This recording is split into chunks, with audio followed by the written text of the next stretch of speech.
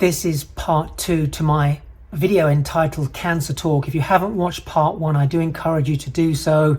If you look back through the channel, you'll see it. It's one of the most important videos I've created. This is a subject that's so sensitive, and it's one that most people struggle to communicate about, not just with family, but also externally to other people as well. The reason for the delay in coming out with this second part is because the last 6 to 8 weeks since I created the first part and videoed the whole section, I've been going through some really intensive treatment, and I haven't had the strength to get back on camera. But now I feel I've got the ability to do that. So I'm going to play you the remaining part of that video, which was originally recorded back when I did part 1. And we're going to lead in with talking to people outside of your main family and friends. For example, the medical world, which is a difficult world to encounter and to deal with. Please do share this with as many people as possible, whether they're going into an experience with cancer, they've already got it, or you know friends that have got friends that have got that as well, because this is a subject that really needs to be shared. When it comes to dealing with people that are slightly more removed from you, maybe associates or people you meet out, you can be a little bit more structured in the way you explain it. And so for me, a situation arose just recently where I had to explain to you I have a stoma and I had a catheter, and there were certain things I couldn't do at that moment in time. And I said, I'm afraid I can't do that, unfortunately, because it's to do with a flight. I'm going through treatment for cancer at the moment, and associated with that is an operation. I have a stoma bag, etc. So I could really do with your assistance, because two things really. I'm quite weak at the moment following my treatment. I also need to get access fairly quickly to this. So would you be able to help me? And then the person immediately said, okay, I'm really sorry to hear that. My sister went through something similar, older sister. And I know how difficult it was for her. How are you getting on? How are you coping with it? How's it going? And it was a genuine question from somebody I didn't even know.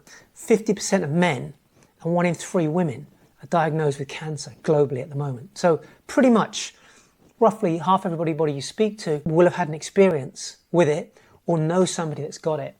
So it's just how you position yourself.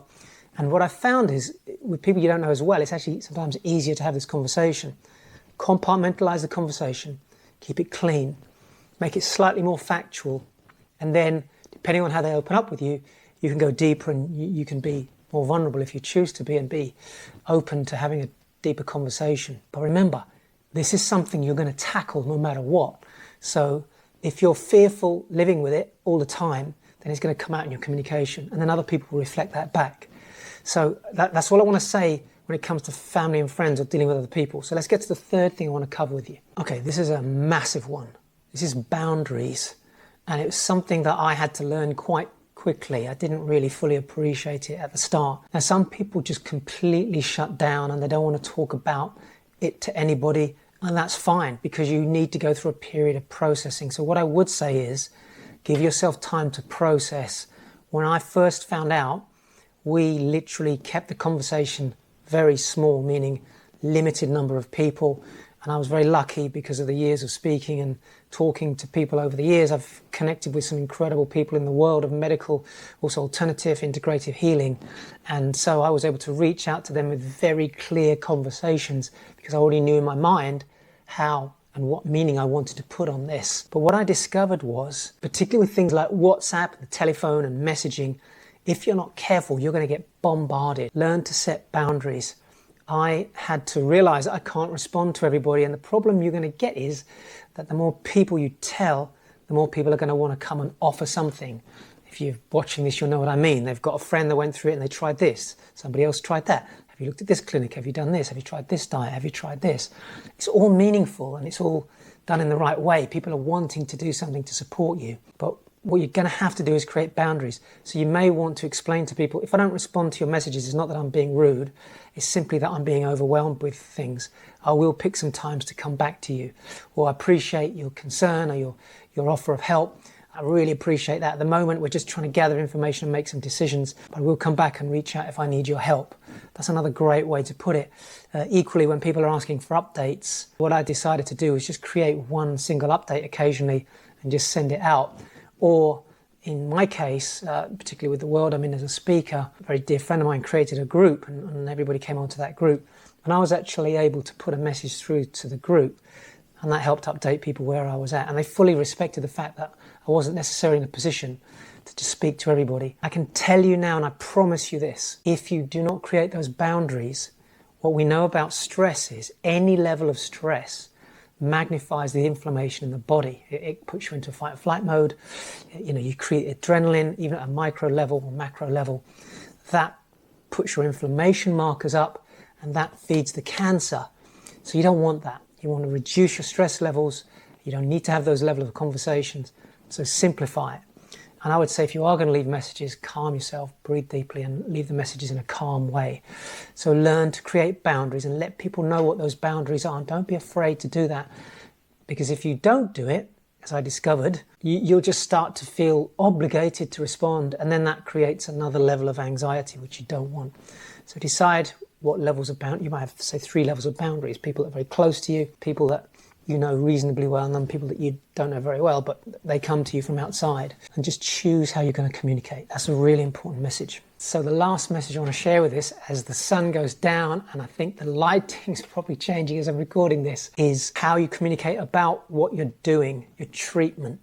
Now remember, there's conventional treatment, which would be your radiation, your surgery, and your chemotherapy. There's alternative treatments, which is treatments involving natural approaches. Then you're having integrative metabolic approaches, which is essentially the direction that I went. And you're going to have to make that decision. No one else can make it for you. But what I found was the more I communicated about what treatments and what I was doing, the more people fed back their opinions, their views, their perspective on it. And there's nothing wrong with that. But the more you get from different people, the more confusing it can be. It's a bit like opening up a menu. If you ever open up a menu and there's so many choices, you can't make a decision. Oddly enough, the simpler the menu, the easier the choice. Here it comes down to who you choose to talk to, what about, and what information you choose to filter. So I think that's a really important one. And there's 2 types of conversation. There's the conversations you have with family members and friends about what you're doing. And then there's the conversations you have with the medical world. So for example, for me, talking to the NHS in the United Kingdom and the doctors, the Macmillan nurses, the surgeons, I had to have a clean conversation about what they can offer. When I started to look at alternative and integrative approaches, which is where I ended up here in Turkey, an integrative approach, I chose to communicate openly with them what I was doing, even though I came outside of the system to do it, and explained I want to stay in touch with them and keep them updated so that as we progress, I can still work with them. Some people I've met push away so much from the medical world that they find it hard to keep that bridge, and they may need to go back into it. So just be mindful of that. The other thing is friends and family. There are people that will think you're crazy if you decide to do something outside of the norm of having 100% chemotherapy thrown at you. If you say I'm trying something different, they may not agree with you. Or equally, if you choose to do it, I had one lady when I was having my vitamin C who was absolutely, don't do anything apart from this. You have to only do this. And my view is I have to look after my body and make my own decisions. And I was for many, many years completely against any form of chemical treatment of my body. But as things progressed, talking to multiple people across different areas of integrative, alternative, natural and conventional, as well as looking at the nature of the cancer and the speed it was growing, I personally made a decision to mix both what I've been doing, the natural with the integrative, with some of the more conventional oncology treatments to be able to hit it quickly. So I could then move on to going into the more natural, back into the natural. So that was a choice I made. But you're going to have to make that decision, and you don't have to justify that to anybody, even your partner. I mean, my lovely partner said, ultimately, it's your decision. My dearest friends said, we'll support you, whatever your decision is. This is our thoughts, but we're going to support you, whatever. So you're going to have to be really clear on your values and your beliefs about what you're doing. You will occasionally waver, and sometimes you'll even question it. What I would say is this: once you've made that decision, stick with it, because you've got to believe in what you're doing. And when people try and put you off or bring their fears, say thank you for your opinion, but I've made this choice and I'm sticking with it. And when you do that, you find people, I certainly found people come along and align with you and support you on that journey. That's really all I want to say at this stage. There's so much more I could talk about on this subject. I mean, do go and have a read of the letter that I've written on this, because I've gone into this in more detail with a few more other points as well. And I would encourage you, if you've got a friend or a family member that's got cancer, please go and talk to them and don't be afraid to bridge the subject. And equally, if you're watching this and you've been holding back, the more you hold back and bottle it up like a pressure cooker, knowing that you maybe need to talk to people, let it out, let the steam out, and allow the conversation to flow, and maybe apply the 4 or 5 principles I've taught you here. And hopefully in some way it'll give you some guidance to make those conversations better and that communication better. It's Dr. O signing out. I'll see you on my next video.